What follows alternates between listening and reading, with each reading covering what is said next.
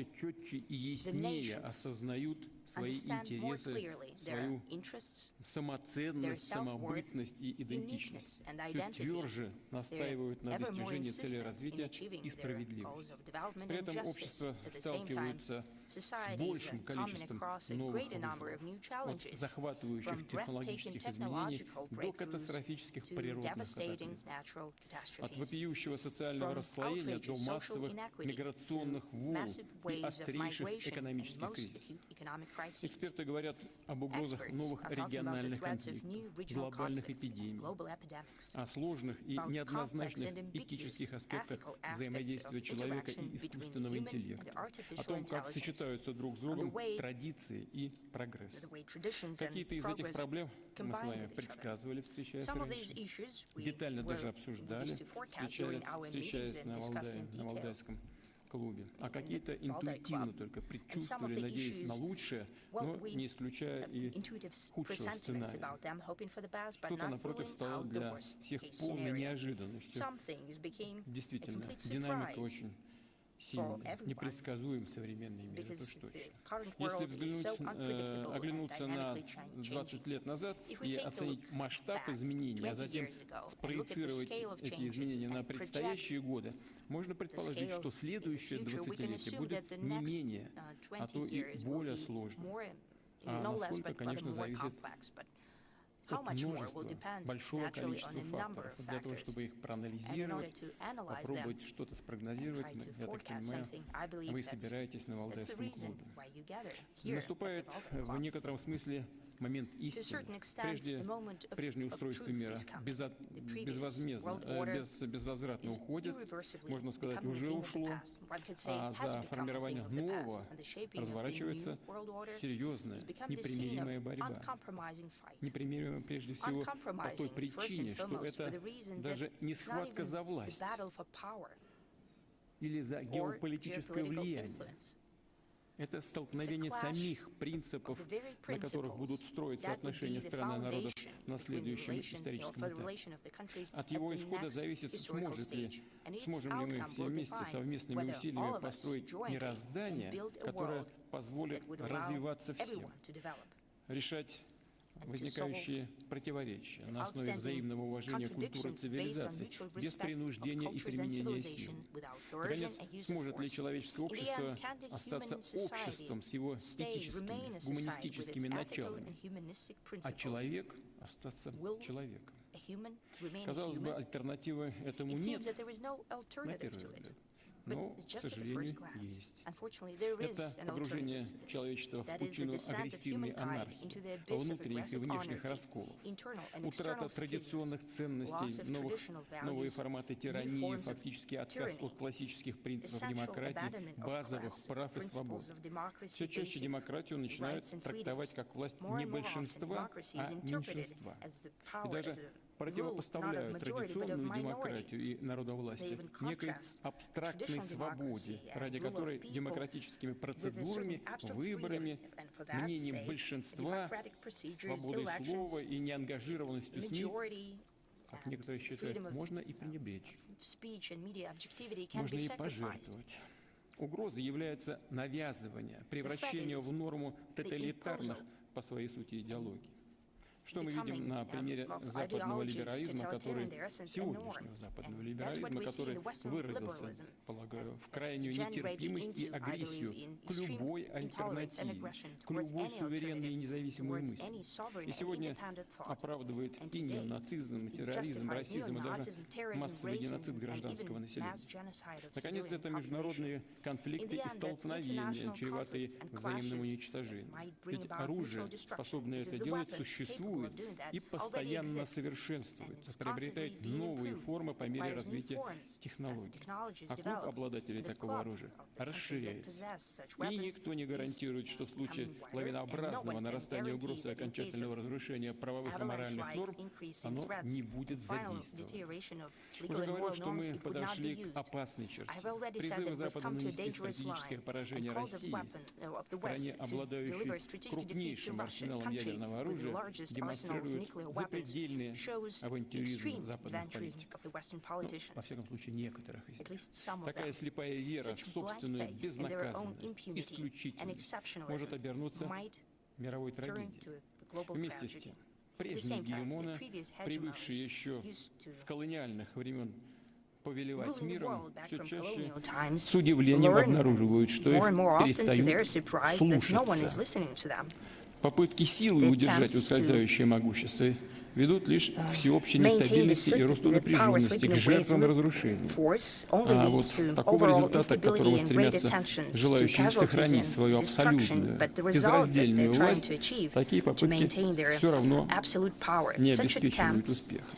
Потому что ход истории остановить невозможно. Вместо того, чтобы осознать тщетность своих устремлений, объективный характер перемен, некоторые западные элиты кажутся готовы пойти на все, чтобы не допустить появления новой международной системы, отвечающей интересам мирового большинства. Политики Соединенных Штатов, например, и их союзников в последние годы все более заметен принцип «не доставайся же никому». Если не с нами, то против нас.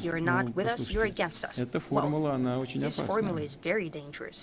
Потому что и у нас, и во многих странах мира есть такая поговорка: как аукнется, так и откликнется.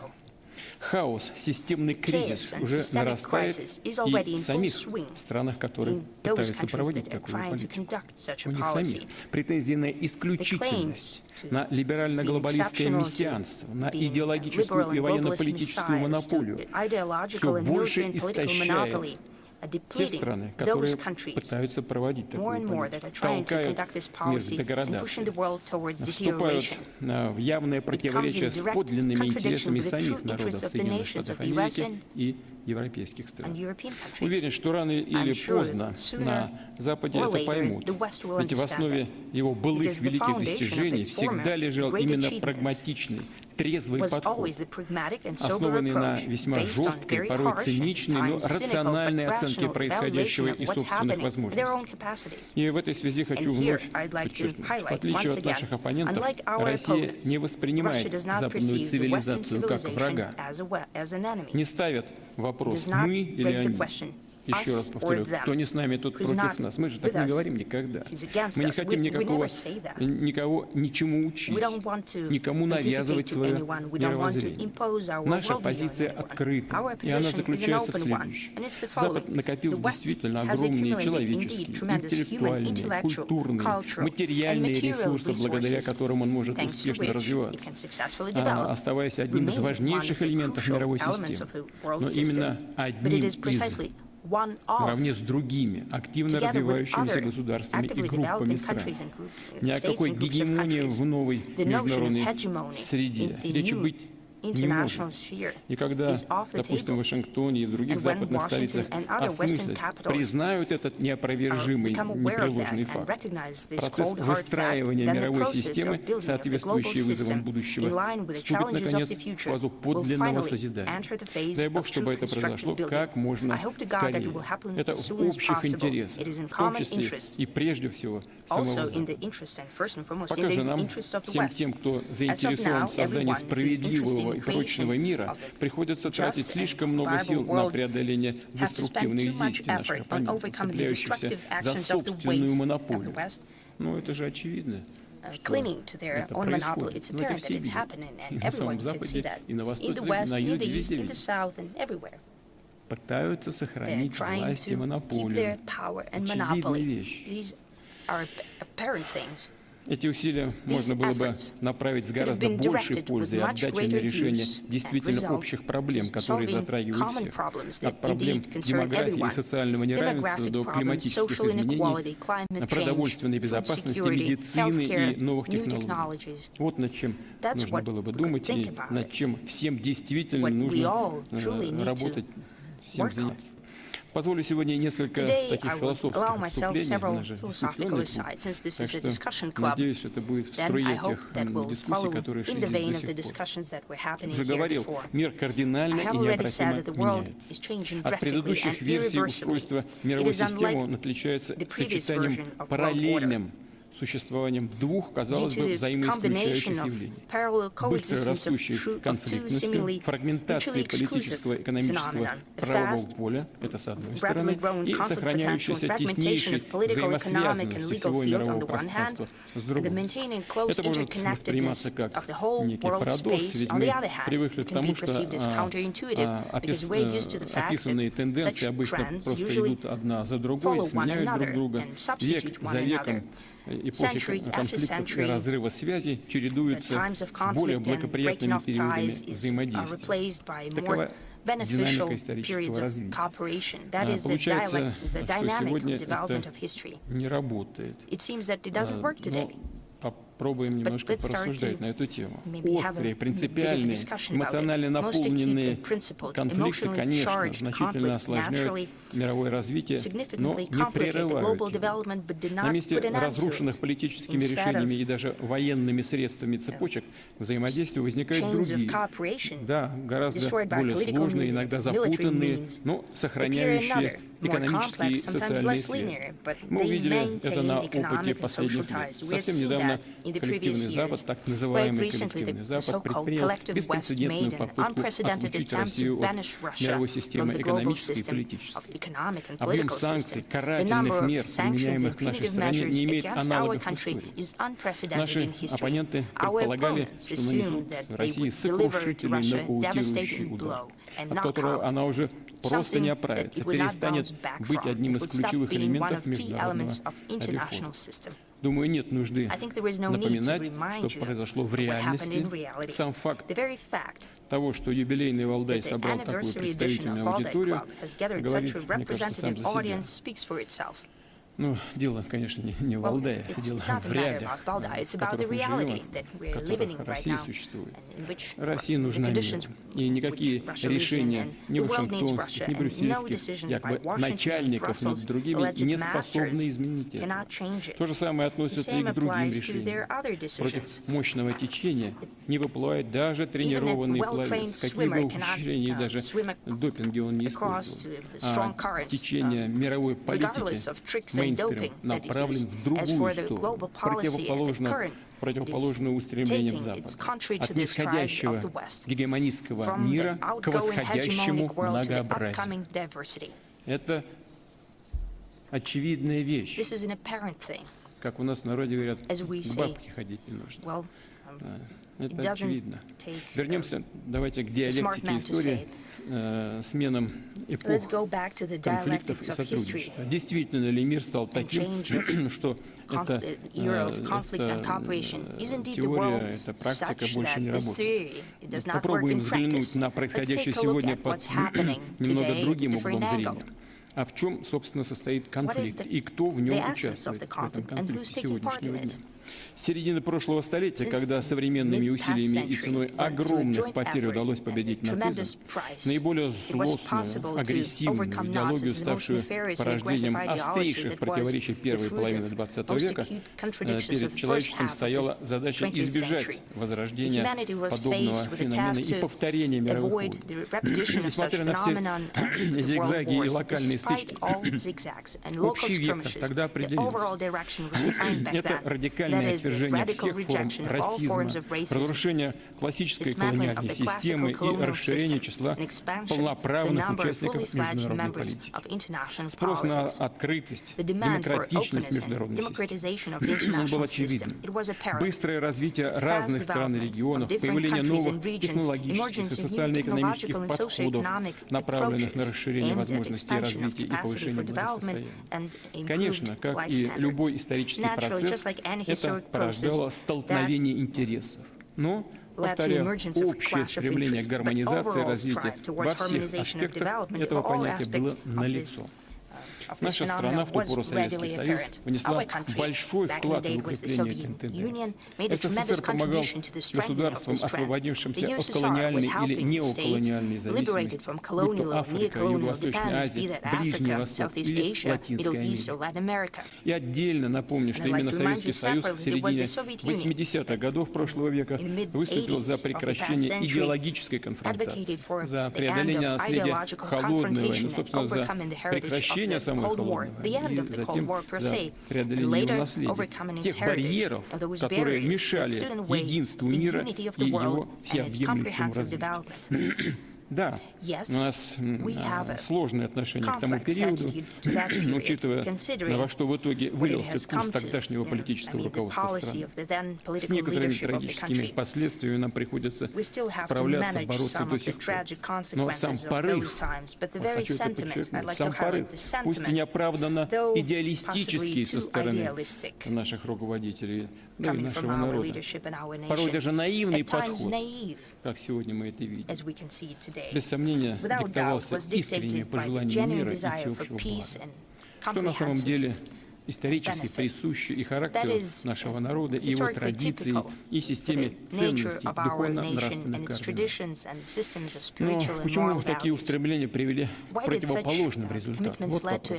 Ответ мы знаем, и я уже неоднократно так или иначе упоминал об этом, потому что другая сторона идеологического противостояния восприняла происходящие исторические события не как шанс переустроить мир на новых справедливых началах и принципах, а как свой триумф, победу, как капитуляцию нашей страны перед Западом.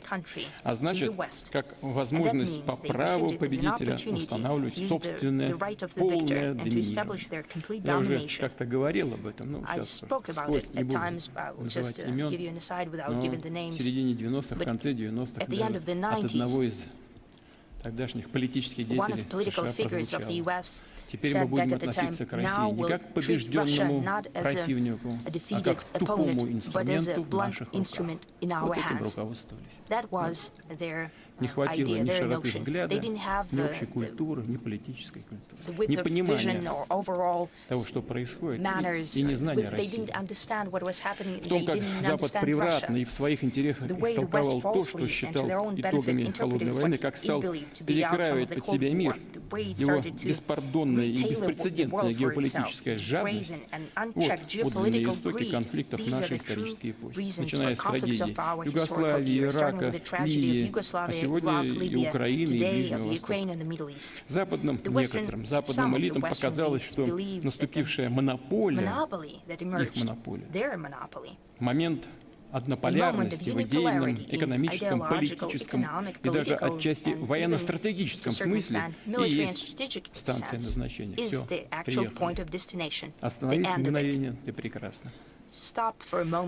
Как самонадеянно тогда было объявлено, чуть ли не конец истории. В этой аудитории нет нужды объяснять, насколько близоруким и ошибочным оказалось это суждение. История не закончилась, напротив, вступила просто в новую фазу. И дело ведь не в том, что какие-то зловредные враги, конкуренты, подрывные элементы мешали Западу в установлении своей системы мировой власти. Скажем честно, после исчезновения СССР модели советского социалистического модели советской социалистической альтернативы вообще многим в мире поначалу показалось, что монопольная система пришла надолго, чуть ли не навсегда. И к ней нужно просто приспособиться. Но она зашаталась сама по себе, сама под грузом амбиций и алчности этих западных элит. А когда они увидели, что в рамках даже той системы, которую они создали под себя, после Второй мировой войны, конечно, надо признать, победители создавали Ялтинскую систему под себя. А потом, после Холодной войны, якобы победители в Холодной войне начали создавать под себя, корректируя эту Ялтинскую систему. Вот в чем проблема-то. Ну так вот, которую они создавали под себя своими собственными руками, начинают преуспевать и лидировать совсем другие. Вот чего они увидели. Систему создали, вдруг появляются там другие лидеры в рамках этой системы. Безусловно, они тут же взялись корректировать и эту систему, созданную уже ими под себя. Начали нарушать те же самые правила, о которых говорили вчера. Менять ими же самими установленные правила. Так какой же конфликт мы наблюдаем сегодня? Убежден, это вовсе не конфликт всех со всеми, вызванный отступлением от неких правил, о которых нам часто твердят на Западе. Вовсе нет. Мы видим конфликт между подавляющей частью населения планеты, которая хочет жить и развиваться во взаимосвязанном мире, огромного количества возможностей, и мировым меньшинством, которое озабочено только одним, как я уже говорил, сохранением своего доминирования. И ради этого оно готово разрушать достижения, ставшие результатом длительного развития в направлении всеобщей мировой системы. Но из этого, как видим, ничего не получается. И не получится ничего. При этом сам Запад лицемерно пытается всех нас убедить, что под угрозой то, чего добивалось человечество после Второй мировой войны. Ничего подобного. Я сейчас только что об этом упомянул. И Россия, и подавляющее большинство стран как раз стремится к тому, чтобы укрепить дух международного прогресса и стремления к прочному миру, который составлял стержень развития середины прошлого столетия. А под угрозой на самом деле совсем другое. Под угрозой как раз эта монополия Запада, которая возникла после развала Советского Союза, обретенная им на некоторое время в конце 20-го столетия. Но, еще раз хочу это сказать, да и здесь присутствующие в этом зале понимают, любая монополия, как нам известно из истории, рано или поздно заканчивается. Иллюзий здесь быть не может. Да и монополия всегда вредная вещь, даже для самих монополистов. Политика элит коллективного Запада влиятельна, но по числу участников весьма ограниченного клуба нацелена не вперед, не на созидание, а назад, на удержание. Любой любитель спорта, не говоря о профессионалах, в футболе, хоккее, в любых видах единоборств, знают, игра на удержание практически всегда ведет к поражению. Возвращаясь к диалектике истории, можно сказать, что параллельное существование конфликтности и стремления к гармонии, конечно, неустойчиво. Противоречия эпохи рано или поздно должны разрешиться синтезом, переходом к другому качеству. И при вступлении в эту новую фазу развития, выстраивания новой мировой архитектуры, всем нам важно не повторить ошибок конца прошлого века, когда, как уже говорил, Запад попытался навязать всем свою глубоко, на мой взгляд, порочную, чреватую новыми конфликтами модель выхода из холодной войны. В формирующемся многополярном мире не должно быть проигравших стран и народов. Никто не должен чувствовать себя ущемленным и униженным. Только тогда мы сможем обеспечить действительно долгосрочные условия для всеобщего, справедливого и безопасного развития. Стремление к сотрудничеству и взаимодействию уже сейчас, без сомнения, берет верх, преодолевая острейшие ситуации. Можно смело сказать, что это и есть международный мейнстрим, магистральное течение событий. Конечно, находясь в эпицентре тектонических сдвигов, вызванных глубинными изменениями мировой системы, трудно предсказывать будущее. А поскольку нам известно общее направление изменений от гегемонии к сложно устроенному миру многостороннего сотрудничества, можно попробовать очертить хотя бы некоторые грядущие контуры. Вот наступая на Валдайском форуме в прошлом году, позволил себе изложить 6 принципов, которые, на наш взгляд, должны быть положены в основу отношений на новом историческом этапе развития. Произошедшие события и время, на мой взгляд, только подтвердили и справедливость, и обоснованность выдвинутых предложений. Я попробую их развить. Первое. Открытость взаимодействия является важнейшей ценностью для подавляющего большинства стран и народов. Попытки возведения искусственных барьеров порочны не только тем, что тормозят нормальное и выгодное всем экономическое развитие. Прерывание связей особенно опасно в условиях природных катаклизмов, социально-политических потрясений, без которых, увы, не обходится международный практика. Недопустимы, например, ситуации, подобные той, что случилось в прошлом году после катастрофического землетрясения в Малой Азии. исключительно по политическим причинам было заблокировано оказание помощи народу Сирии. Некоторые районы, которые сильно пострадали от удара стихии. И такие примеры, когда эгоистические, конъюнктурные интересы препятствуют реализации всеобщего блага, вовсе не единичны. Безбарьерная среда, о которой говорил в прошлом году, это залог не только экономического процветания, но и удовлетворения острых гуманитарных нужд. А в условиях новых вызовов, среди которых и последствия стремительного развития технологий, человечеству просто жизненно необходимо объединять интеллектуальные усилия. Показательно, что основными противниками открытости стали сегодня те, кто совсем недавно, больше всех поднимали ее на щит. Сегодня те же силы и люди пытаются использовать ограничения как инструмент давления на инакомыслящих. Из этого ничего не выйдет по той же самой причине. Огромное мировое большинство за открытость без политизации. Второе. Мы всегда говорили о многообразии мира как обязательном условии его устойчивости. Может показаться парадоксом, чем быстрее, тем сложнее выстроить единую картину. И, конечно, универсальные нормы здесь должны помочь. Могут ли они это сделать? Спора нет. Это сложно, не просто сделать.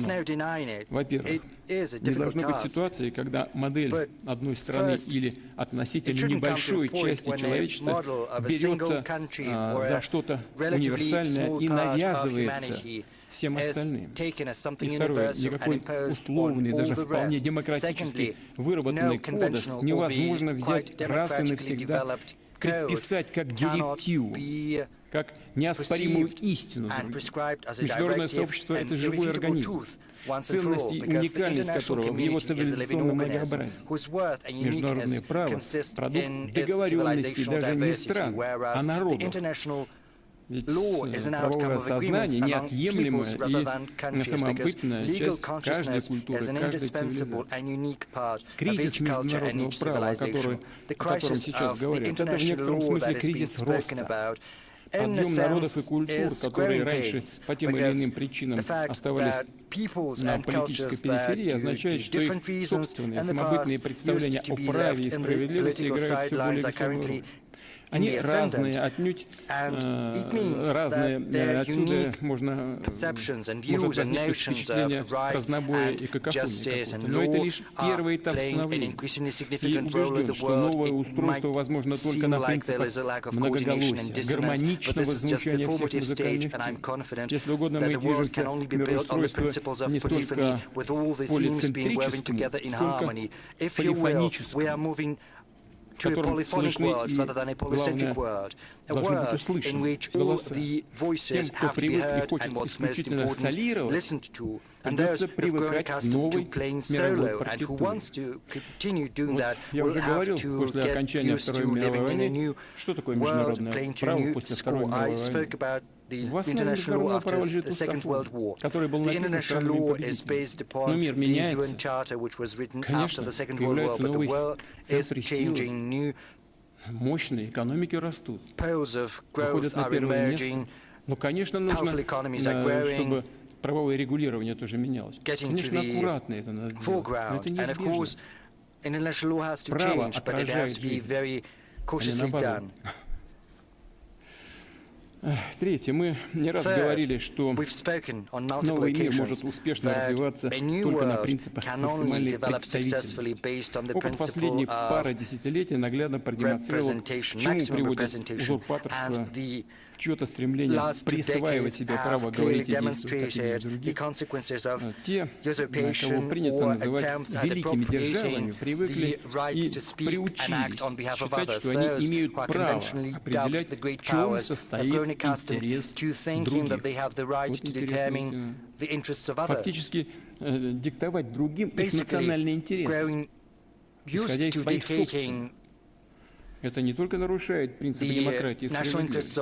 Хуже всего, что это, по сути, позволяет реально решать, не позволяет реально решать насущные проблемы. Наступающий мир не будет простым именно в силу своего многообразия. Чем больше полноправных участников процесса, тем сложнее, конечно, найти оптимальный устраивающийся вариант. Зато когда он найден, есть надежда, что решение окажется устойчивым и долгосрочным. А еще это означает избавиться, это позволяет избавиться от самодурства и импульсивных шараханий. И, напротив, сделать политические процессы осмысленными и рациональными, руководствуясь принципом разумной достаточности. Вот, по большому счету, этот принцип заложен уже этот принцип в Совете Безопасности. Право вето — это что такое? Право вето — это для чего придумано было?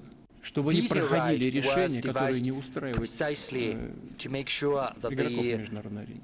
Decisions that the political stakeholders are not happy about do not pass. Is that good or is it bad? Probably not very good, but it creates certain barriers when decisions are to be made. But it's also very good because it prevents decisions from being passed if someone is not happy with them. So it means that you have to get back to the negotiating table and hammer out an agreement. But since the world is becoming multipolar, we have to come up with instruments that will help us expand the use of similar mechanisms in each particular case. A solution has to be not just collective, it also has to involve the participants and the stakeholders that are capable of making a substantive and significant contribution to settling the problem. This involves primarily those who are interested in a positive outcome because their future security and hence prosperity depend on that. There are numerous examples of cases when conflicts, though solvable disagreements between neighboring nations and peoples, degenerated into intransigent chronic conflicts due to the scheming and brazen interference of external forces who basically do not care much about what's going to happen to the parties to the conflict, how much blood is going to be spilled, how many lives are going to be claimed. They are simply those external forces are guided by their own selfish interests without assuming any responsibility. I also believe that regional organizations are going to play a very important role because however difficult the relations between neighboring countries, they are always brought together by a common interest in stability and security. Compromises are vital to achieve the best conditions for their own development.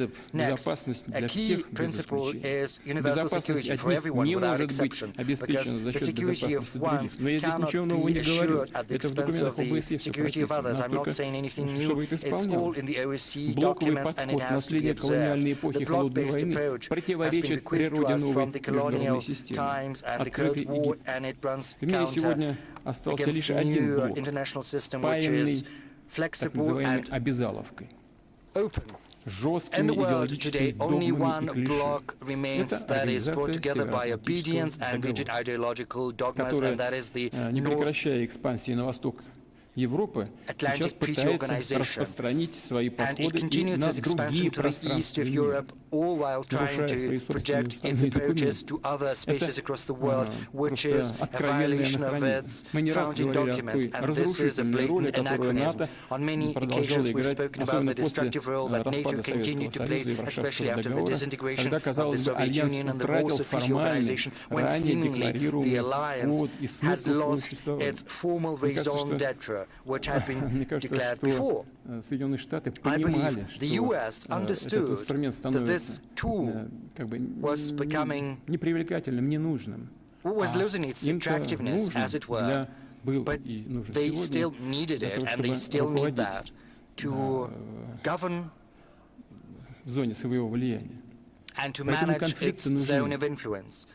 Знаете, мне еще до всех острых конфликтов сегодняшнего дня мне европейские лидеры многие говорили, ничего не нас пугает тобой. А мы страшно, мы ничего не видим. Это прямая речь, понимаете? Но я думаю, что и в Штатах это прекрасно понимают, почувствовали. Сами уже относились к НАТО They saw NATO as a second-rate organization, but trust me, I know what I'm saying. But the experts over there understood the need for NATO. How do you keep it attractive? You have to scare them good.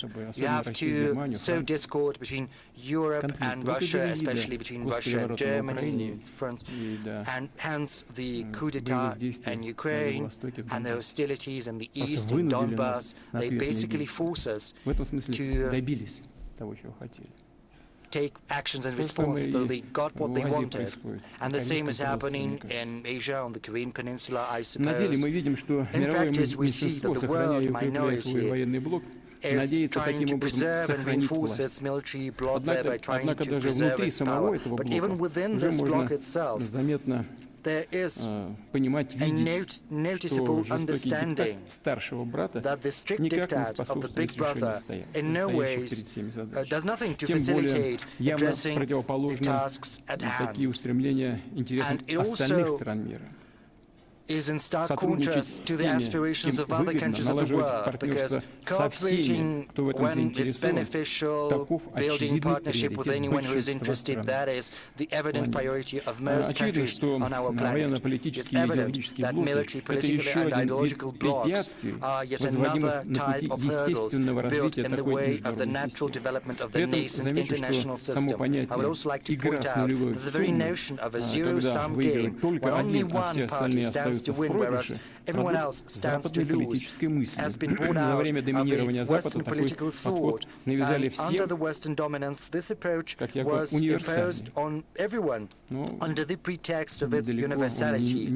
But under no circumstances is that the case.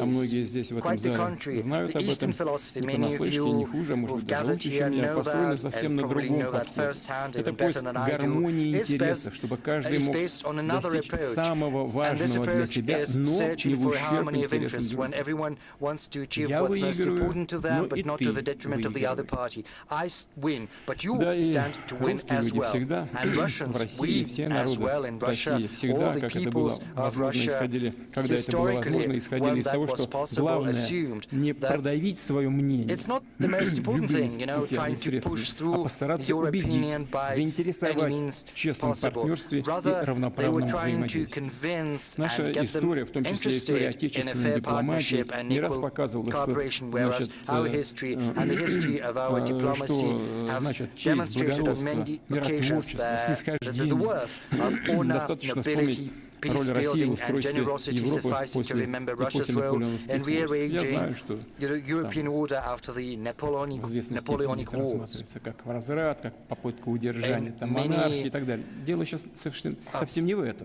Views, it's seen as trying to keep monarchies in power, but I'm not talking about the specifics, I'm talking about the general trends. And the prototype of a new free, non-bloc, bloc-free type of cooperation between nations and peoples, that is precisely the association built within BRICS. And this is amply demonstrated by the fact that even within NATO there are those who show interest in working closely with BRICS, and I do not rule out that in the future other countries will also think about cooperating more closely with BRICS. And this year, our country held chairmanship in BRICS, and as you're aware, we've just recently held the summit in Kazan. I won't hide it, coming up with a coordinated approach among the countries whose interests diverge in many points is a tall order. Diplomats and other states, people had to spare no effort and show a lot of tact, demonstrate capacity to listen to one another to obtain the requisite result. It took a lot, but this is how we forged the unique spirit of cooperation, which is based on mutual understanding rather than coercion. дает всем хороший пример по-настоящему конструктивного сотрудничества в новой международной обстановке. Добавлю, что площадки БРИКС, встречи предпринимателей, ученых, интеллектуалов наших стран могут стать пространством для глубокого философского, фундаментального осмысления современных процессов мирового развития с учетом особенностей каждой цивилизации с ее культурой, историей, идентичностью, традициями. Дух уважения и учета интересов, основанный на этом основана и будущая система евразийской безопасности, которая начинает формироваться на нашем огромном материке. И это не только подлинно многосторонний подход, но еще и многогранный. Безопасность сегодня понятие комплексное, включающее в себя отнюдь не только военно-политический аспект. Безопасность невозможна без гарантий социально-экономического развития и обеспечения устойчивости государств перед лицом любых вызовов, от природных до бытовых. Идет ли речь о материальном или цифровом мире, киберпространстве. Справедливость для всех. Неравенство — настоящий бич внутри стран. Неравенство порождает социальную напряженность и политическую нестабильность. На мировой арене разрыв в уровне развития между золотым миллиардом и остальным человечеством чреватым только нарастанием политических противоречий, но прежде всего углублением проблемы миграции. Практически все развитые страны планеты сталкиваются со все менее контролируемым притоком тех, кто надеется таким образом улучшить свое материальное положение, повысить социальный статус, обрести перспективы, а порой просто выжить. В свою очередь, такая миграционная стихия провоцирует рост ксенофобии, нетерпимости к приезжим в более богатых обществах, что запускает спираль социально-политического неблагополучия, повышает уровень агрессии. Отставание многих стран и обществ по уровню социально-экономического развития комплексный. Волшебного средства против этой болезни, конечно, нет. Нужна долгосрочная, системная работа. Но, во всяком случае, и здесь необходимо создать условия, при которых будут сняты искусственные, политически мотивированные препятствия для развития. Попытки использовать экономику в качестве оружия, против кого бы это ни было направлено, бьют по всем. В первую очередь, по самым уязвимым, по людям и странам, нуждающимся в поддержке. Убеждены, что такие проблемы, как продовольственная, энергетическая безопасность, доступ к услугам в сфере здравоохранения и образования, наконец, возможность законного и беспрепятственного перемещения людей должны быть вынесены за скобки любых конфликтов и противоречий. Это и есть базовые права человека. Шестое. Мы не устаем подчеркивать, что любое устойчивое международное устройство может базироваться только на принципах суверенного равенства. Да, все страны обладают разным потенциалом, это очевидно, и возможности у них далеко не одинаковые. В этой связи часто приходится слышать, что полное равноправие невозможно, утопично и иллюзорно. Но особенность современного мира, тесно связанного и целостного, как раз и заключается в том, что государства не самые могучие и большие зачастую играют даже большую роль, чем гиганты. Хотя бы потому, что они способны более рационально и целенаправленно использовать свой человеческий, интеллектуальный, природный и экологический потенциал. Гибко и разумно подходят к решению сложных вопросов, задают высокие стандарты в качестве жизни, в этике, в эффективности управления, в создании возможностей для самореализации. Формирование условий благоприятной психологической атмосферы в обществе для взлета науки, предпринимательства, искусства, творчества, раскрытия таланта молодежи. Все это сегодня становится факторами глобального влияния. Перефразируя физические законы, проигрывая в смысле, можно выиграть в результативности.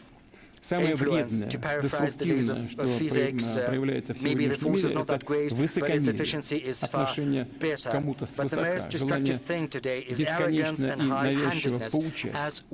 Россия никогда это не делала. Ей это не свойственно. И мы видим, что наш подход продуктивен. Исторический опыт неопровержимо показывает. Неравноправие, будь то в обществе, государстве, на международной арене, обязательно ведет к разрушению. will inevitably lead to nefarious Исключительно хочу consequences. добавить, о чем And I would like ранее, to add может быть, и something не that I упоминал haven't часто, spoken за несколько about столетий over в the many западноцентричном мире centuries of the Western-centric world. выработались We've некие seen the клише, emergence of certain стереотипы, cliches and своего рода stereotypes, иерархии. sort of in hierarchy. Есть, развитый мир, Allegedly, there is прогрессивное the developed человечество, world, progressive некая humanity, a универсальная certain цивилизация, к universal которой все должны civilization стремиться. that everyone А есть is supposed to отсталые, aspire to, whereas there are нецивилизованные also народы, backward and варвары. civilized peoples, Их дело basically barbarians, беспрекословно and слушать, their что им only говорят mission со is стороны, to listen и unquestioningly действовать по to what they're указанию being тех, кто told, якобы and to стоит act at the выше, behest of those who allegedly выше этих stand народов higher than they do цивилизационной иерархии. on this Понятно, что civilizational такая ladder. оболочка для Obviously, грубого this is a колониального cover подхода for a для brazen эксплуатации мирового colonial большинства. approach Но aimed at беда в exploiting том, the что world это, по сути, majority. But the российская thing is, идеология, this is a basically racist пустила ideology корни that в has сознание taken очень root многих. in the И consciousness of many это people. тоже And серьезное this is also a very ментальное serious препятствие для mental всеобщего hurdle in the гармоничного way развития. of Современный universal мир не harmonious терпит не development. только The высокомерия, world но и today глухоты к abhors особенностям haughtiness, but самобытности it других. it Чтобы doesn't выстраивать tolerate нормальные отношения, deafness нужно прежде towards всего прислушаться the к собеседнику, uniqueness of понять его others. логику In order to и build normal культурную relations, основу, you've got to а не listen to your приписывать ему то, interlocutor, you have что to думаешь о understand нем their сам. logic and Иначе cultural общение background, rather превращается than trying в to обмен project on them штампами, what you в think about навешивание them, your ярлыков, а own политика notions. в разговор глухих. Otherwise, Вы your понимаете, communication is going to be a конечно, dialogue of но the мы же deaf, видим, labeling там, and also exchange of проявляет интерес stereotypes. к каким-то самобытным You know, культурам we самых разных народов. know about unique cultures of Внешне different все nations. красиво, On the surface, и everything музыка, и looks фольклор decent, you know, music, the как folklore. бы приподнимаются. Но They're по being сути elevated, политика but в сфере essentially, экономики и the безопасности, economic and она security остается прежней, policy неоколониальной. remains the Смотрите, как same. работает Всемирная торговая Neocolonial организация. Ничего не in its решается, essence, just потому look что at все how западные страны, основные экономики, все it works, блокируют. because the Все только в Western своих economies интересах, чтобы are возобновить blocking и everything, возобновить trying и to pursue their постоянно own interests. тиражировать одно I и то же, что refer было to the WTO десятилетиями и столетиями example. They're дальше. trying to Держать всех preserve везде, вот и все. their dominance for Надо не забывать, что decades and все равны в том centuries. We смысле, have to что remember that все everyone имеют право is на свое equal видение, in that которое не everyone лучше, не is хуже других. Оно entitled просто to their свое. vision. И No нужно это better or no по-настоящему worse уважать. than Именно на этой базе other формулируется взаимное visions. понимание It's just интересов, theirs, and this is the уважение, basis эмпатия, то есть for способность mutual understanding of our сопереживать, чувствовать interests, проблемы as well других, as respect, способность empathy, воспринять ability чужую точку to зрения и аргументы. commiserate, И не to только listen воспринять, но и to действовать the в соответствии arguments с этим, and points of построить views свою of others, собственную and not политику just to в listen, but соответствии с also этим. to build Воспринимать your policies не based значит on that. Because принять и во всем listening to согласиться. others Это, does конечно, not так. Это imply прежде всего simply значит agreeing with признать everything право and accepting собеседника на everything. This собственное is about мировоззрение. recognizing По the right сути, of your это первый interlocutor to необходимый шаг have к тому, their чтобы own начать worldview. находить This is гармонию basically the этих first мировоззрений. step in the Различия, quest for разнообразие надо harmony научиться in your воспринимать как worldviews, богатство и because we have to learn возможности, to а не see как повод к конфликту. diversity and differences В этом as тоже something состоит precious and a диалектика source of истории. opportunities rather Мы than с вами conflicts. понимаем, And this is что also эпоха about the dialectics кардинальных of history. трансформаций We — это время understand you and неизбежных I потрясений, к that сожалению, the столкновений era of интересов, drastic своего рода transformations will новой lead to притирки inevitable друг к другу. При clashes этом of interests связанность and мира shocks. не обязательно Everyone is смягчает going to get противоречия. Конечно, это тоже to правда. readjust И to one может, another, напротив, and отягощать probably иногда, this делать отношения еще более interconnectedness of the world, запутанными, rather than а assuage поиск выхода differences, will гораздо более exacerbate them, сложным. making За them more столетия jumbled, своей and the истории quest for человечество a solution привыкло, more что difficult. предельный Because over the способ разрешения many противоречий centuries of its history, выяснение humanity отношений has при grown помощи accustomed силы. to viewing the Такое use тоже of бывает. force as Кто the сильнее, тот last и прав. И resort этот for принцип тоже resolving differences. Whoever работает. is more Да, powerful is бывает right. и Yes, sometimes такое this principle нередко. does work, Странам and it does приходится happen, and a защищать свои lot интересы countries вооруженным are путем, forced отстаивать to их fend всеми for their доступными interests средствами. Но современный мир up комплексный in и arms, сложный. Он using становится все all сложнее и means at their сложнее. disposal, but the Решая world of какую-то today is одну becoming проблему, increasingly применение complex. силы создает, конечно, And другие, sometimes using зачастую force to address еще one более problem тяжелые. will И мы breed это another также problem, понимаем. and other Наша problems which are страна going to be even никогда не more выступала и не выступает grave. инициатором применения силы. And we understand that Нам our country has приходится never это been the one делать to только initiate the тогда, use of когда force. We становится only are понятно, forced to do что that оппонент when it ведет себя becomes clear that our агрессивно, не opponent is воспринимает acting никаких, aggressively абсолютно and is not никаких willing аргументов. to listen to И any когда type of это argument. необходимо, мы, and конечно, whenever будем necessary, предпринимать все we will меры take для any защиты России measure и каждого ее гражданина. we need to И and всегда have to do будем to добиваться protect своих Russia and our Мир совсем citizens, and we will always achieve our goals. нелинеен и The world is внутренне absolutely неоднороден. Мы non-linear всегда and это понимаем и inherently понимаем. heterogeneous. Не We've хотел always бы сегодня understood that. предаваться воспоминаниям, I но was not going хорошо to помню, как take the trip down memory lane, but как I в remember very well 1999 году back in возглавил 1999 правительство, when I ну, а потом stood at the стал helm главой of the government, государства. and then I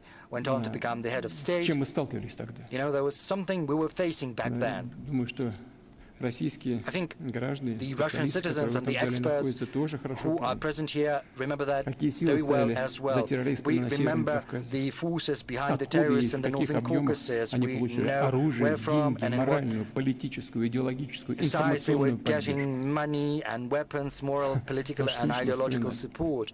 И грустно, и смешно. Sometimes it's Это же Аль-Каида. laughable, but also very sad to remember those developments, когда против вас because, Al-Qaeda, it's bad, but when it's fighting against you, then it's all right. Все это и ведет к конфликту. And all of that breeds conflict. Тогда мы ставили перед собой Back цель then, все время, we fixed сколько a отпущено, goal все for силы ourselves to use all the time we have to spare no effort to preserve our Конечно, country. это было в интересах And всех народов России. it Несмотря на served тяжелейшее the экономическое interests of положение all the после peoples кризиса of Russia, 1998 despite года, the и dire economic разруху в straits армии, after the надо прямо об этом сказать. 1998 всей страной отразили crisis and атаку the террористов, armed а затем forces и falling into разгромили. disrepair, we've managed to Я rise почему together and вспомнил об repel этом? the Потому attack что of the terrorists снова and went on to у кого rout them. возникла мысль, Why did I choose to мир remind без you of России that? будет Because лучше. right now there Тогда are those who старались once again come up with the закончить с notion that Россией, the world without Russia is going to be better. развалить все, что осталось off. после развала Советского And, Союза. И сейчас, похоже, тоже. They wanted to destroy what was left after the disintegration of the думают, Soviet что Union, мир and right now there are those послушнее, who think that the будет world is лучше going to be управляться. more obedient, is going to be easier to Но control without Россия не Russia. раз But останавливала тех, on кто multiple рвался к occasions, мировому Russia господству, stopped those чтобы who это sought не делал. world Так будет и domination, впредь. Да и whoever мир-то лучше не that станет. was. Вот те, And кто пытаются we're это going to do сделать, that. должны это в And the world is конце not going понять. to be Сложнее better. только And будет. those who do Наша not планета understand that they находит have все to новые способы, realize that инструменты, it's only пытаясь от нас more избавиться. difficult.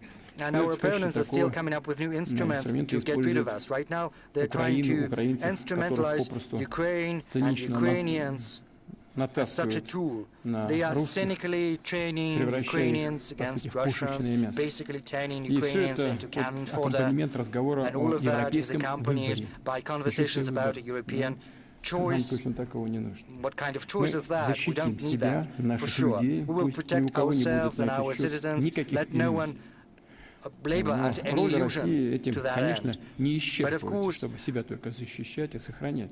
this Может, is это not the end прозвучит of несколько Russia's пафосно, world, но само существование though России – это dramatic as гарантия it may того, что мир sound, but сохранит Russia's very свою existence is the многоцветность, guarantee that многообразие, the world сложность. is going И to это залог preserve its успешного diverse color, развития. И сейчас stability, могу вам and сказать, что это complexity. не мои This is слова. also Это мне safeguard часто of очень successful говорят наши development, друзья and из this всех is not регионов me мира. who is saying that, Я because ничего не our преувеличиваю. friends from across the world Повторю, мы are telling me that. никому I'm ничего не simply навязываем. repeating them. И не будем I этого would like to никогда reiterate делать. that we're not trying to Нам impose самим anything это on anyone. незачем, We're not никому going to это do that. не нужно. We don't Мы need that. руководствуемся We are своими ценностями, guided by our интересами и values, представлениями о interests, должном, and которые notions of what is right, укоренены в нашей that идентичности, have deep истории и roots культуре. in И, our конечно, мы identity, всегда готовы history, к and culture. конструктивному And диалогу we're со всеми. certainly always И open тот, to a кто constructive уважает dialogue свою with культуру everyone, и because традиции, whoever has respect не for their имеет own права culture на and не tradition относиться с will таким же certainly уважением к have the другим. same А тот, кто type of пытается respect for other заставлять cultures and других вести себя traditions, whereas those who are неподобающим trying to образом, неизменно make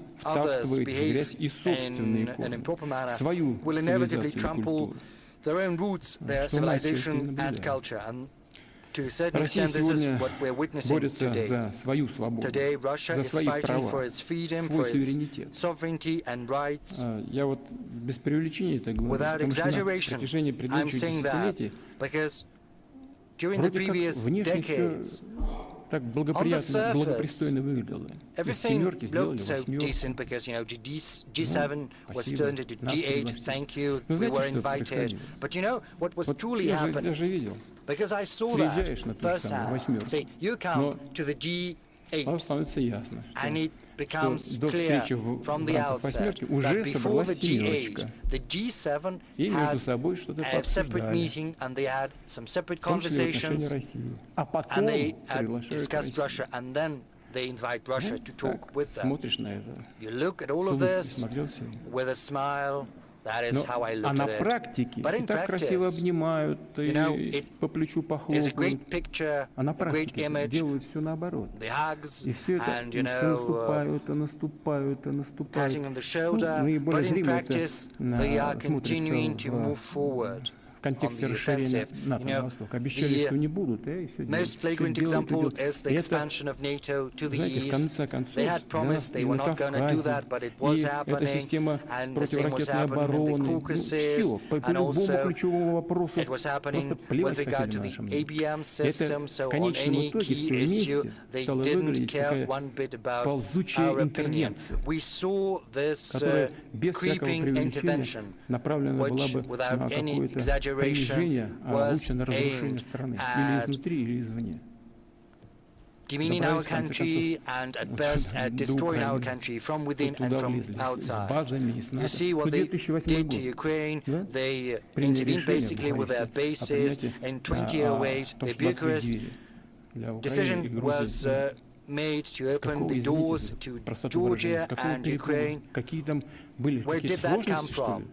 Had there been any difficulties in the world affairs? Yes, we did have had some disputes with Ukraine with regard to the gas prices, but we did manage to arrive at a solution. Why did they need to create conditions for a conflict? Because it was crystal clear what the consequences were going to be, but they didn't stop at that. They were trying to project their influence across our historic territories. They were supporting the regime which had clear pro-fascist tendencies.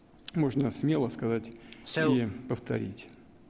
It wouldn't be an exaggeration to say that and to repeat that. We are not simply fighting for our own freedom and our sovereignty and our rights. We are also fighting for universal rights and freedoms. We are fighting for the chance for every country to develop on the basis of sovereign equality. And this is the mission of our country. And everyone needs to understand there's no use trying to exert pressure on us.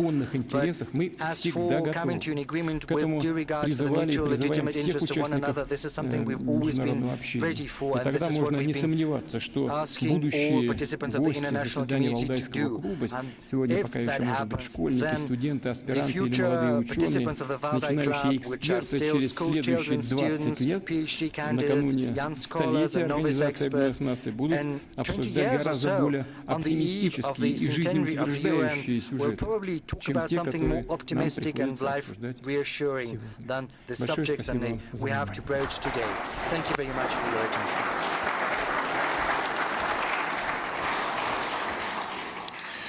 Большое спасибо, Владимир Владимирович, за такое обширное, объемное описание и мира, и российских взглядов на него. Нам, конечно, особенно приятно, что и в прошлом году вы изложили основные принципы именно у нас, а в этот раз их развили. Мне кажется, это уже начинает тянуть на такую доктрину. Валдай, конечно, не претендует на то, чтобы ее назвали нашим именем, но приятно, что здесь она рождается. Владимир Владимирович, мы многие темы, которые вы затронули, обсуждали, конечно, на этой 21-й конференции, и я хотел бы поделиться с вами, мы хотели бы все поделиться некоторыми умозаключениями, которые не на всех, конечно, сессиях, потому что их очень много было, тем не менее на тех, которые нам показались наиболее важными, это тоже темы, которые вы упоминали. Я хотел бы попросить начать нашего давнего участника, коллегу и вам хорошо известного Руслана Юнусова. Он у нас участвовал в сессии про, извините, искусственный интеллект.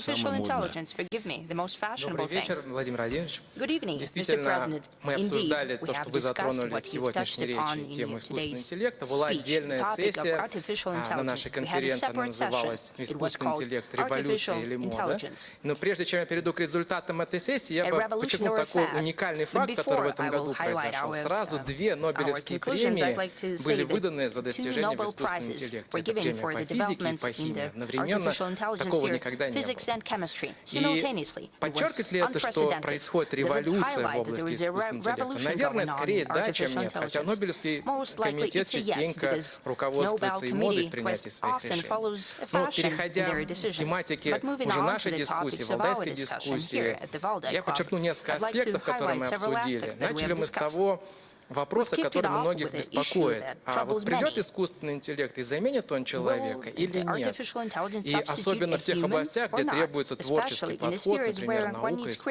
creativity, for example, И что мы science видим в and науке art. сегодня? What do we see in science Действительно, today? искусственный интеллект уже Is вошел indeed в the научный artificial процесс. Многие достижения intelligence part of the достигнуты process? благодаря и с помощью Yes, искусственного many, интеллекта. Но при achievements этом have been мы reached также due to видим artificial одновременно, что intelligence. вытеснение человека Still we не see that there происходит is no из научного substitution процесса. Скорее, of сам human in the прогресс scientific ускоряется, process.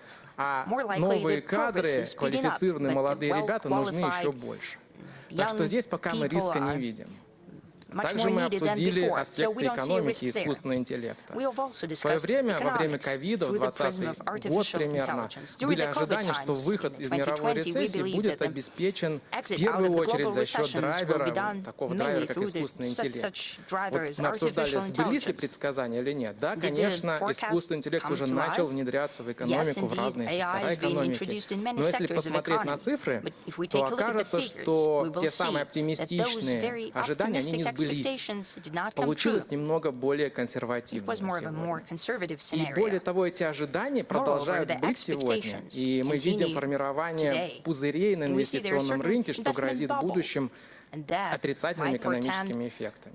future Хотя сам по negative себе trends. искусственный интеллект как технология, Though the похоже, будет и technology дальше of развиваться и artificial будет intelligence основой itself экономики. seems that will Опять же, мы develop обсуждали further вопросы and will become безопасности. a basis for Сегодня нельзя economy. не отметить, We've also что discussed security. террористические, Today, экстремистские we организации have to вовсю say that используют terrorist технологии искусственного organizations интеллекта are при using вербовке the новых AI членов или during в более recruitment of new широких members аспектах or in пропаганды. wider propaganda Фейковые sense. новости, Fake видео, news, они videos являются сейчас are стандартным today a инструментом таких standard tool группировок. for such groups. Но с другой стороны существует и использование искусственного интеллекта в контртеррористической, в контрэкстремистской деятельности, когда можно выявлять эти самые экстремистские элементы в обществе, но более того, можно влиять на сомневающуюся часть общества и отвратить ее от этих шагов, чтобы она не переходила на сторону экстремизма. И это тоже работает.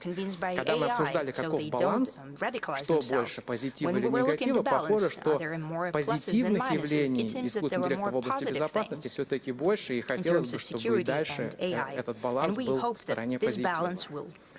Ну и, конечно же, на Валдайском форуме нельзя не обсудить политические вопросы искусственного интеллекта. И вот были исследования, которые показали, когда когда исследователи провели основные модели искусственного интеллекта, генеративные модели, через тестирование на политические взгляды, оказалось, что искусственный интеллект не является нейтральным. Не является нейтральным. У него сильно перекошены политические взгляды в сторону леволиберализма и во многом связаны с взглядами их создателей.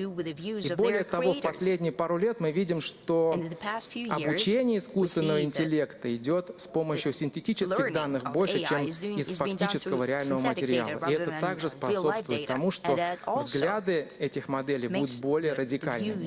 Вот в ближайшие пару лет мы получим первых выпускников вузов, которые в своей деятельности используют, в обучении используют искусственный интеллект. Вот раньше, если мы брали курсовые рефераты, то ребята относились к первоисточникам, осмысляли их, проводили работу. Сейчас можно просто сделать запрос искусственному интеллекту, и тебе будет готов результат. Понятно, что качество обучения упадет.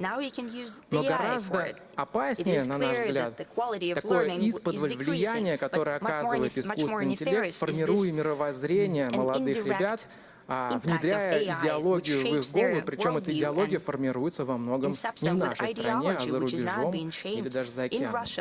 И здесь, как вывод, Мы, конечно, понимаем, что необходимо усиливать контроль, регулирование искусственного интеллекта, но при этом, если руководствоваться запретительными мерами, похоже, результата не добиться. Скорее нужно поддерживать и развивать отечественные технологии искусственного интеллекта. Хорошо, что у нас сегодня большой задел сформирован, и большой прогресс мы видим существует. Надо его дальше продолжать, и это, наверное, будет основой технологического суверенитета в этой области. Здесь надо отметить, что Россия является одной из 3 стран в мире, у кого есть полный стек IT-технологий, и это действительно основа суверенитета. Ну и завершая такой мой доклад короткий, наши гости иностранные отмечали, что в некоторых странах уже сегодня есть ограничения, даже полный запрет на использование технологий искусственного интеллекта. Для нас, для России, это скорее возможность. Мы можем проявить себя как технологический лидер, показать себя в этой роли, экспортируя технологии искусственного интеллекта в наши страны-партнеры. Спасибо большое. Ну, если позволите, я 2 слова тоже скажу. Первое, конечно, искусственный интеллект — это важнейший инструмент развития. И один из наших приоритетов, прежде всего, конечно, в сфере экономики, но не только, и в других областях, использование больших данных, это развитие искусственного интеллекта. С учетом того, что у нас большой дефицит, безработица минимальная, 2,4%, это считать дефицит, у нас дефицит рабочих рук. И в будущем, конечно, видим решение этих проблем в сфере экономики на пути развития современных технологий, из которых использование искусственного интеллекта одно из главнейших, важнейших направлений. Чего здесь больше, плюсов или минусов? Are there more positive things or negative things? What about nuclear energy? Is it more beneficial or not? The use of peace atom in agriculture, in healthcare, in transportation. Огромную, важнейшую роль играет. It plays a tremendous role, and it will only increase, I'm sure of it, especially considering the climate change, the issues presented by it. Still, we have nuclear weapons, on the other hand. It creates great risks for humanity. The same applies to the artificial intelligence. It's a matter of regulation and the way that people use it. Вопрос, как регулируется. Конечно, во многих странах это регулируется, во многих странах, в некоторых, как вы говорите, даже запрещают. Запрещать, мне кажется, невозможно. Но все равно это найдет себе дорогу. Особенно в условиях конкуренции. Конкуренция нарастает. Я сейчас не говорю про вооруженное противостояние в целом. В экономике конкуренция нарастает, поэтому в условиях конкурентной борьбы она неизбежна, неизбежное развитие искусственного интеллекта. И здесь мы, конечно, можем быть в числе лидеров, имея в виду определенные преимущества, которые у нас есть. Что касается суверенитета, важнейшая составляющая, конечно, платформы, они чаще всего формируются за рубежом, а они формируют мировоззрение, совершенно верно. И здесь мы должны понимать это и развивать свой суверенный искусственный интеллект. Конечно, нужно пользоваться всем, что есть, но нужно развивать и свои направления. У нас Сбер, Яндекс активно над этим работают, и в целом работают весьма успешно.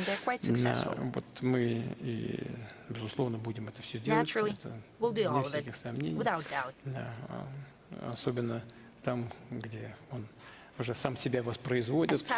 Это очень интересно и очень перспективно. Но здесь есть и свои угрозы, конечно. Мы должны видеть, понимать эти угрозы и соответствующим образом выстраивать свою работу. Но, как я уже сказал, это одно из важнейших направлений нашей совместной деятельности. Нашей, когда я говорю нашей, имею в виду и государства, и специалистов в этой области, и все общество. Потому что здесь, конечно, возникает очень много морально-нравственных вопросов. Обязательно на это нужно обращать внимание. Вот вы сказали, что взгляды радикальные формируются и так далее. Да, мы своевременно просто должны этому противопоставить свое мировоззрение, свою точку зрения на все процессы, которые и у нас в обществе происходят, и в мире. Вот этим вместе будем заниматься. Вам спасибо, что вы обратили на это внимание. Thank you so much for pointing out. Thank you so much. We'll continue to analyze what's happening. Yes, you must. Indeed, the AI in Russia should be taught by Russian data to reflect our culture. Absolutely so. And we have such an opportunity. Absolutely, it's apparent. Уверен, что у нас все очень все получится, и это принесет нам такую огромную, будет хорошей поддержкой в нашем развитии. Владимир Владимирович, а суверенный искусственный интеллект, когда у нас будет, он нам сможет русскую идею для 21 века предложить? Он нам может только помочь решать те задачи, которые перед нами стоят.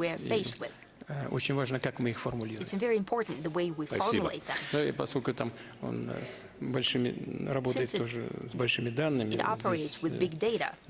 но у нас есть все возможности, и интеллектуальные возможности, и технологические, и большое количество свободной энергии. Здесь есть над чем нам вместе поработать. И я думаю, что над такими вопросами, как вы сейчас сказали, философскими, фундаментальными, надо все привлекать. А наше уже дело с вами верить этому или не верить, когда мы получаем результаты исследований, основанных на современных принципах и с использованием, в том числе, искусственного интеллекта. Спасибо. Смежная тема, конечно, у нас обсуждалась, где искусственный интеллект и цифровизация, там и информация, и все то, что с ней сейчас происходит. Происходит очень много тоже, и плюсы, и минусы во всем. Наш индийский коллега Арвин Гупта участвовал в этой сессии. Прошу вас.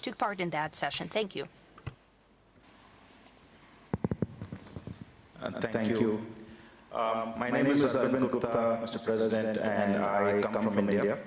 I work on the intersection of technology and society and building a digital public infrastructure for population-scale problems.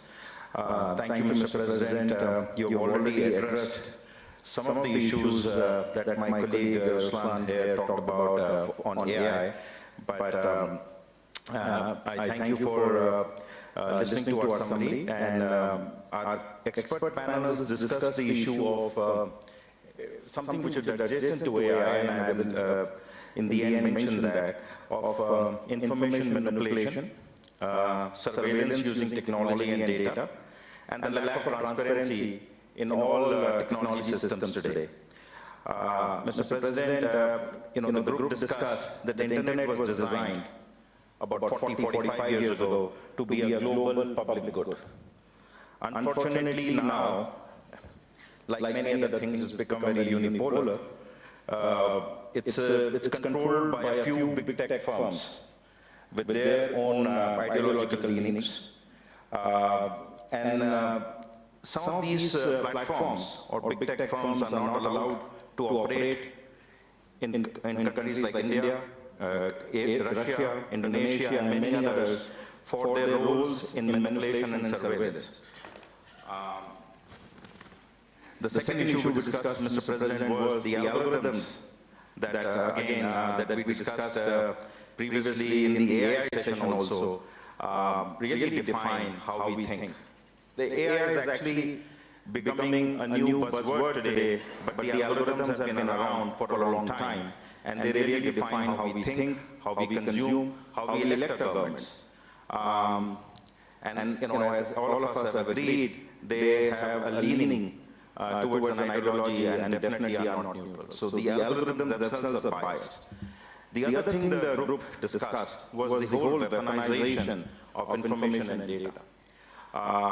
And that, coupled with the biased technology platforms, are giving certain nation states massive power, and it's influencing national security, democracy, and the public order in general. So, Mr. President, you are aware that this has been the form of Western technology platforms. But India presented an alternate model during its G20 presidency to these Western technology platforms. It's a platform which takes society into account. It's a bottom-up platform built around identity, a universal identity system, a universal payment system. It's actually used by more than 1 billion people, and in India, and more than 20 other countries use it. This is to present that how India has created a different vision for technology from the Western vision that exists today. Mr. President, I must commend Russia for succeeding making the Mir platform very successful in Russia in a very, very short time, and that also shows the power of technological sovereignty that was just mentioned, that it can be done if the desire is there. Mr. President, the issue that you just discussed, I progress with this biasness of technology and technology platforms and the non-neutral nature with what is coming head-on to us, the artificial intelligence era. Given that we let a few big companies control the internet, how do we ensure that that our culture, our society, our national interests are going to be protected in this whole era of artificial intelligence? What kind of guardrails do we need to build from the start to have fair and responsible AI?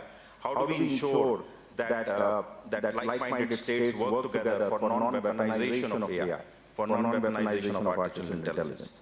And lastly, Mr. President, we would like to hear from you, how do we build trust in the information that we see in news and technology at large? And that was one of the most defining things that the group debated, and look forward to hearing from you. Thank you very much.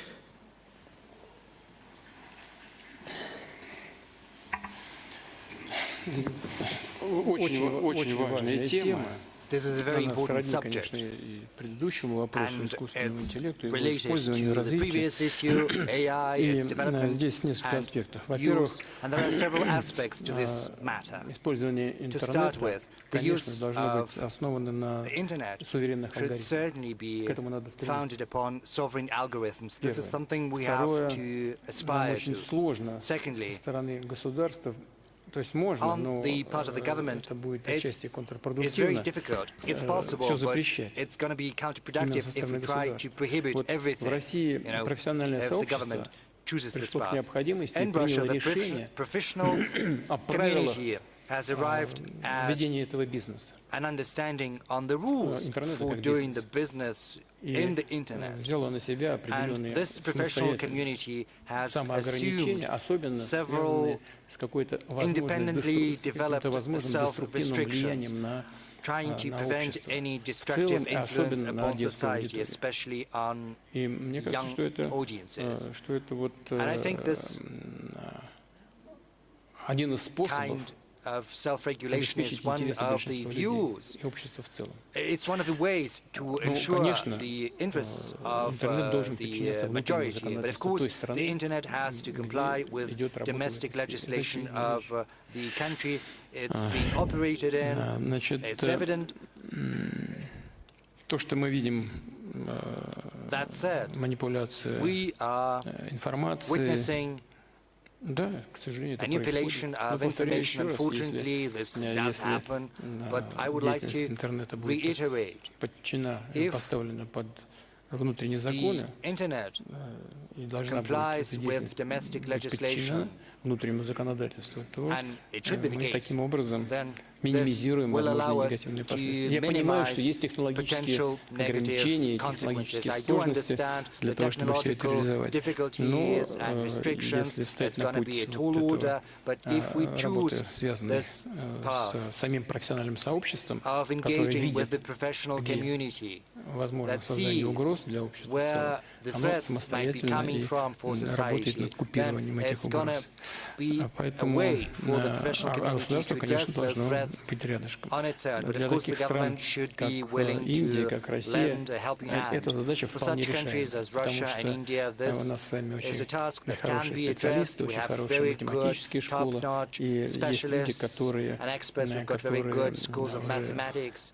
сами являются лидерами, если не их компании, то они сами точно совершенно являются лидерами в этой сфере, Even if their companies are not yet leaders, they themselves, as experts, have raised to prominence in the у нас field. все карты в руках, So особенно we've got everything we need, в такой стране, как Индия или especially in Россия. such countries as India Что and касается Russia. платежной системы Now, МИР, as for the MIR то payment да, system that you это have в известной степени mentioned, успех, она работает, to an работает extent, хорошо, it's been a уверенно. success, it's Она working, работала it's бы еще functioning, лучше, it could function even еще better, шире, если бы and не it could создавали be искусственных препятствий expanded для if there had ее been развития. no Но даже несмотря artificial на то, что barriers эти put in the препятствия way. создаются, But even она though these развивается, barriers и are мы being будем built, MIR тиражировать payment успех system подобного. is developing, and we're going to Эта replicate тема интернета, this она вечная, success. но The она issue of the уже internet, стала вечной. you know, it's Вы сказали, что it она has создавалась become как a permanent для fixture того, of our чтобы discussions. You said она that была the использована в internet интересах was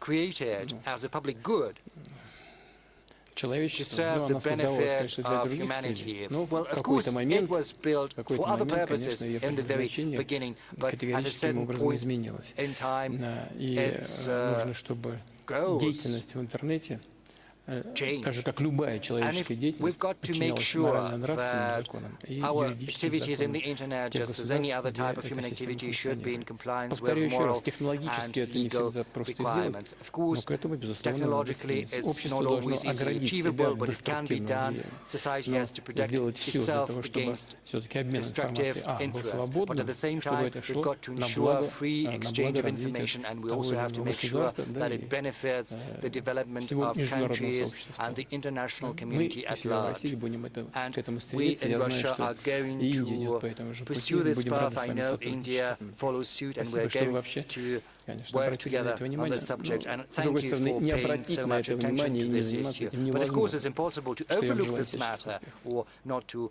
work Владимир on that. Владимирович, а вы So I сами wish you every интернетом success. пользуетесь? Mr. President, do you use the internet Знаете, yourself? очень примитивным Well, образом, you know, как I'm a иногда very нажимаю несколько кнопок, novice чтобы user. кое-что I can посмотреть. А то press some всё-таки buttons доводится, to look да. something up. Нашими So поисковыми you системами. happen to do that. вашими. Our systems, yes, your systems. Спасибо. Very Это good, thank you.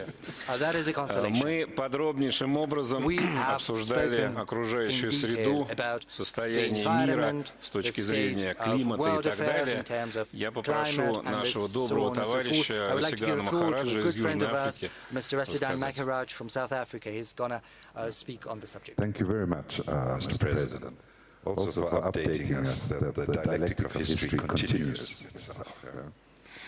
Environmental problems, as you mentioned as well, cannot be solved separately from redressing global inequality problems.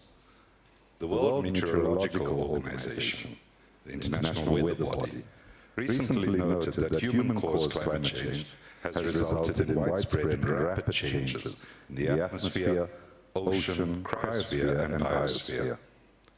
The year 2023 was the warmest on record by a large margin, with widespread extreme weather. This trend continued into the first half of 24 and continues. According to the WMO, the science is clear. We are far off track from achieving vital climate goals. The impacts of climate change and hazardous weather are reversing developmental gains and threatening the well-being of people and planet. Greenhouse gases in the global temperature at a record level, and the emissions gap between aspiration and reality remains high. The colonial and imperial phases of globalization largely established the current world systems, and they essentially premised, as mentioned by you in various parts of your update, upon unequal exchanges between the global north, global south, or as we frame it, the global minority and the global majority. Some colleagues